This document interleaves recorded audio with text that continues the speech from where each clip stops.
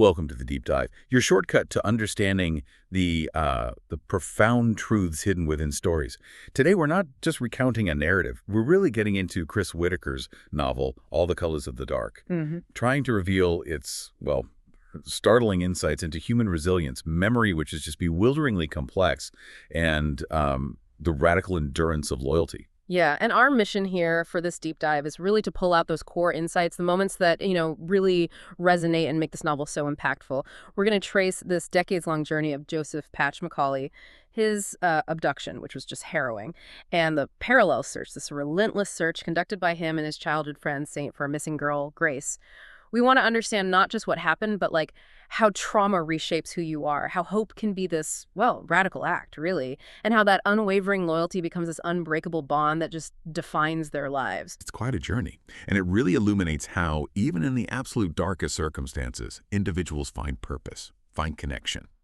So let's dive into the core lessons this incredible story offers. Let's unpack this. Right, so to really get how these characters built up such resilience, let's rewind a bit. Let's unpack their early lives, starting with Joseph Patch McCauley in Montclair, Missouri, born with only one eye. And his mother, Ivy, she sort of softened that reality, didn't she? She embraced this whimsical pirate persona for him, which meant custom eye patches, 18 of them, including one that becomes really significant later, a satin-smooth purple one with a silver star. He imagined wearing it to impress his childhood crush, Misty Meyer. And you really feel the weight of that early life, don't you? Ivy herself, she was a wanderer, described as someone who, like, chased near misses, like acceptance of place was the greatest sin. That tells you so much about the instability Patch grew up with. And he already had this heartbreaking insight, even as a little kid, thinking all poor kids were some kind of well-intentioned regret. Okay. It's not just background detail, it's like foundational to understanding his resilience later and that deep need for connection he has. Absolutely. And then there's Saint. She moves to Montclair, has this really unique, almost fiercely independent relationship with her grandmother, Norma. Saint was just incredibly determined, maybe to a fault. Like when she worked tirelessly to convince Norma to keep bees, even though Norma was resistant at first, borrowing library books, talking about honey, even chasing bees around the yard to prove she wasn't scared. Yeah, it's fascinating how that determination showed up so early. She was distinctive, round glasses, denim dungarees, and that crooked front tooth from losing her retainer chasing Patch, of all things. But underneath all that, she had this real love for learning, for school. Her focus on the bees, how she chased bees around the yard to prove she wasn't afraid. That directly translates, you can see it, to her later relentless pursuit of the truth, even when the odds were just overwhelming. It's the same kind of psychological blueprint. It defines her later life. So it's less about the specific thing, the bees, and more about that inherent drive in her, amplified by those early experiences. Exactly. Precisely. And we see similar deep-seated patterns in Patch, too. Their early bond, it really was foundational. You see it in these little telling moments, like when Patch crudely crossed out Becky Thomas on Saint's bee-themed party invitation and just scrawled his own name. It's like his immediate claim on their connection right there. Or that reckless attempt to steal a whole bee colony for her second hive, which sadly ended in a massacre. But it's in those moments, the good and the bad, that their mutual care really shines, doesn't it? Saint bringing him a blanket when he got soaked. Patch sharing about his mother's struggles, which actually led him to cry in front of her. And that's when Saint reveals where her name came from. Her grandparents named her Saint because she was every good thing. And Patch, in this really sweet moment, just tells her, entirely and absolutely, these seemingly small interactions, they're the bedrock of the loyalty that defines their whole adult lives. And this early life, this sort of innocence, it gets quickly overshadowed by this chilling premonition. Mr. and Mrs. Roberts, the neighbors across the street, they had this sense. They felt it was only a matter of time before something bad happened to that kid. It highlights how Patch, even young, was already using that small dagger his mom gave him against bullies, hinting at a darker, maybe more dangerous path laid out for him already. And that darker future arrived with, well, brutal force in 1983, a massive turning point for both of them. It kicked off when Patch's childhood crush, Misty Meyer, was taken. Misty was found later, just shivering, unable to speak. But the critical question, the one that just burst out of Saint immediately was, God damn, where the hell is Patch? That line alone, it captures Saint's immediate singular focus, even above her own trauma, right? And then the discovery of Patch's eye patch, that specific purple one with the silver star at the clearing, That linked him directly to the scene. For Saint, that woodland wasn't just like a place, it was their sanctuary, shared childhood memories, deeply tied to her heart. Her understanding of that space makes her search later so profoundly personal. And the community's reaction, it was immediate, but complicated. Chief Nix got involved. The press coverage started fast. Initial searches had nearly 100 people out there trudging through the woods. But then you also had those cruel comments from others, calling Patch a little thief. It just shows how quickly judgment can overshadow empathy in a crisis, doesn't it? Yeah, it does. But what really stands out, though, is Saint's unwavering determination, just relentless. Sleepless nights mapping the van's route, filling her blackboard with names, addresses, actively searching herself, even though Chief Nix kind of discouraged her. And that grim realization, everyone knows once that passes, kid's dead.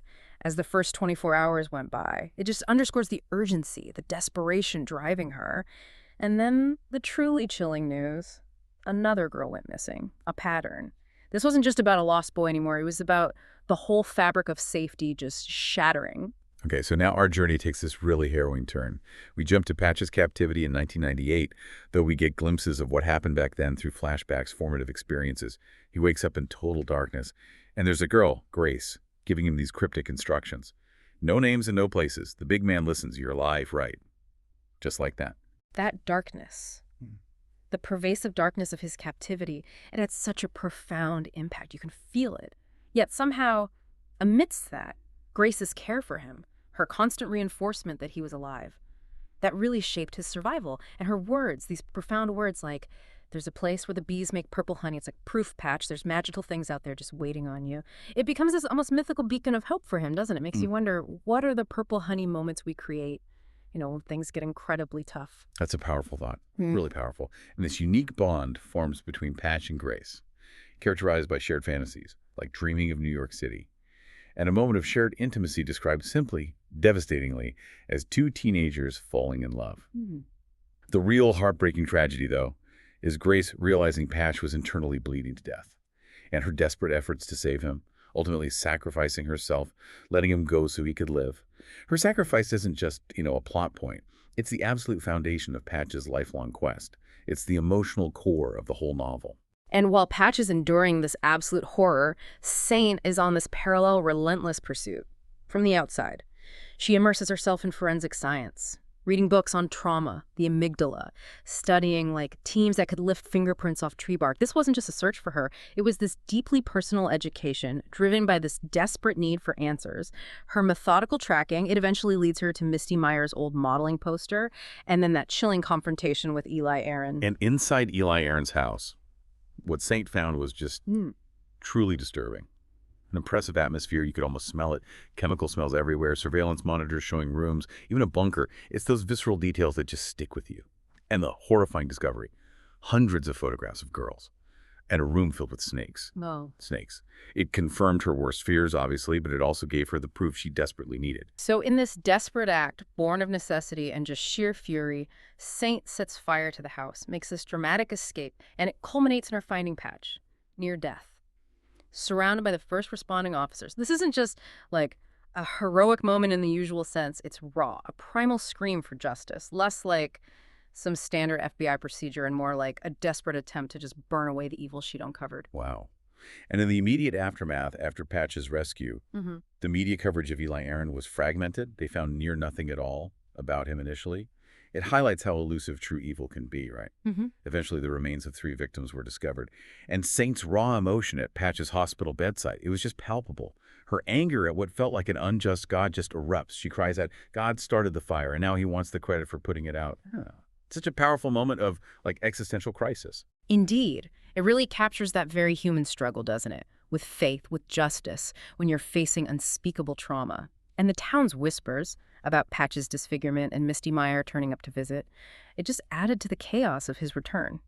But despite his struggles, his fragmented memories, Patch held on to this steadfast conviction. She needs me. I need her. She saved me. She dragged me out. His determination to find Grace, it wasn't just some lingering obsession. It became his singular purpose, a way to anchor himself in this shattered world. That quest for purpose is so central, isn't it, to his reintegration into Montclair society, Right. which was incredibly difficult. He had deep physical scars, emotional scars. It led to this profound withdrawal. But then he finds this new, almost spiritual purpose, painting the missing girls. Yeah, and this is where the novel beautifully shows how art can be like a form of healing. And activism, even. Sammy, the gallery owner, becomes his loyal mentor, helping him fund that relentless search for Grace by selling his art. It's this kind of pragmatic kindness that actually enables Patch's obsession. And his relationship with Misty Meyer evolves during this time, too. She's pursuing culinary things, and he's struggling, with this internal conflict, providing for his struggling mother, but trying to keep Misty separate from his difficult home life. It really highlights the fractured nature of his existence then. His increasing instability, though. Yeah. His desperate pleas to Chief Nix to find Grace. Hmm. They foreshadowed his more radical future actions, didn't they? And their painful breakup was marked by Misty's words, just so poignant. I can't compete with her because she isn't real. She's a fucking ghost. That line just perfectly captures the impossible position Patch was in, and the devastating impact his unshakable loyalty to Grace had on any new relationship he tried to form. And while Patch is navigating this really complex path, Saint's journey takes a different turn, but equally dedicated. She focuses on understanding trauma, tirelessly searching for Grace still, working at the library, just methodically building her knowledge base, her relationship with Jimmy Walters, characterized by his traditional views, a marriage proposal.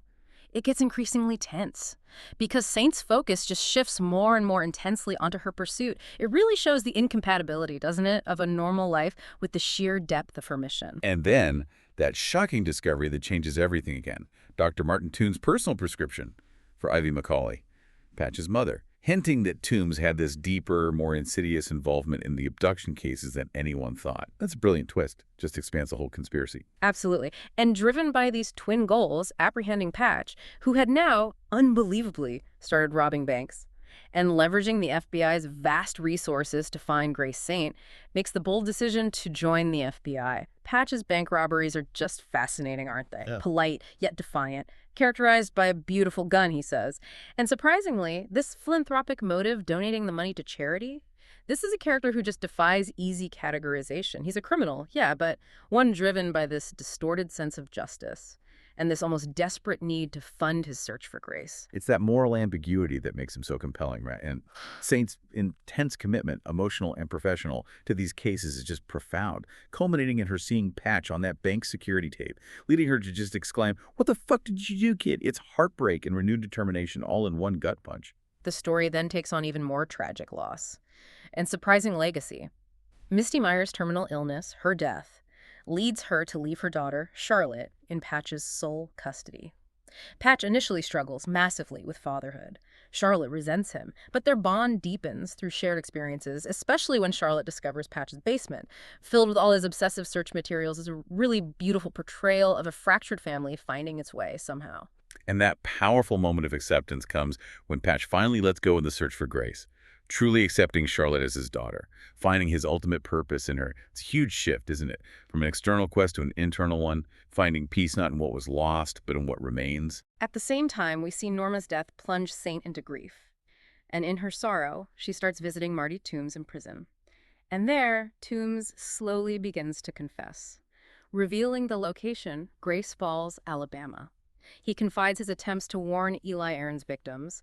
He exposes the devastating truth behind Callie Montrose's abduction, unraveling more layers, and then, in a truly heartbreaking revelation, the full scope of Jimmy Walters' abuse of Saint comes out, fracturing her eye socket, her jaw, leading to her abortion, a secret Charlotte later uncovers. Just adding another layer to this complex tapestry of their lives, highlighting the unseen traumas that shape people. Wow. So the story builds to this thrilling, just explosive climax, brings all these threads together.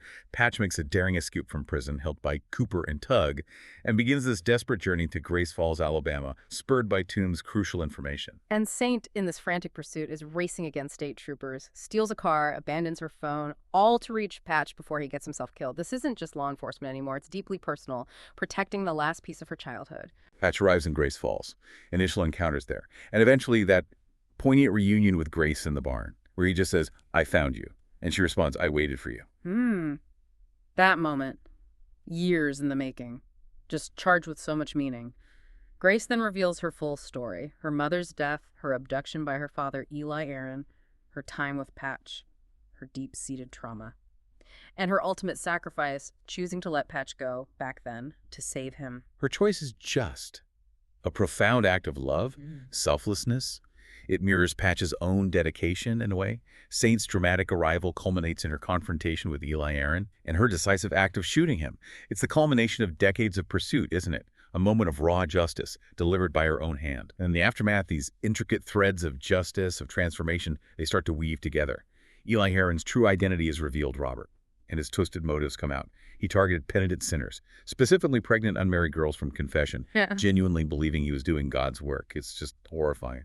A glimpse into someone justifying unspeakable acts through this perverted moral code. And then, in this profound act of kindness, one that really encapsulates the novel's surprising moments of grace, Sammy, the gallery owner, acquires the Grace Falls house and the Grace #1 painting from Grace, and then gifts them to Marty Toombs. This allows Toombs to find peace, a new purpose tending the land, a deeply unexpected path to redemption for a character who was, let's face it, complicit. Meanwhile, Charlotte undergoes this remarkable growth. Her artistic talent blossoms. She decides to study law in Boston like her mother wanted and commits to defending the poor, deeply inspired by her father's a profound sense of justice. It's a powerful legacy, isn't it? Born from so much pain. And that symbolic discovery Charlotte makes, the purple honey, a tangible link back to Grace's fantastical stories, signifying hope, the unexpected magic that can still be found even after immense trauma. And in prison, Patch makes that poignant decision. Finally stops his search for Grace, fully accepting Charlotte as his true daughter, finding his ultimate purpose in her. It's a profound shift from a physical search to emotional acceptance. And that phone call, truly touching. Saint asks Patch why he never painted her, and he just replies, "Because you never needed me to." Such a simple yet profound statement about her strength, her self-reliance, recognizing the distinct roles they played for each other. As for Saint, well, she goes on to have this accomplished career, Montclair's police chief, even receives the FBI medal for meritorious achievement for her relentless pursuit of Eli Aaron, and she takes on this new guiding role for Charlotte, shaping her future. So what does this all mean for us? Well, these fragmented pieces of lives, they ultimately connect, don't they, into this powerful narrative of survival and love. Patch and Saint, despite their vastly different experiences, the traumas they endured, they were just inextricably bound by that shared past and an unwavering pursuit of justice, of connection. Their individual quests, both mourn from such suffering, ultimately led them to these unexpected forms of redemption and purpose, demonstrating how resilience isn't just about bouncing back, maybe. It's about building new meaning. Indeed. So the question we're left with is, what did the intertwined lives of Patch, Saint, and the whole community of Montclair reveal? About the true cost to secrets, the enduring power of loyalty, and maybe the unexpected places where purpose can actually be found, even in the colors of the dark. Thank you for joining us on this deep dive.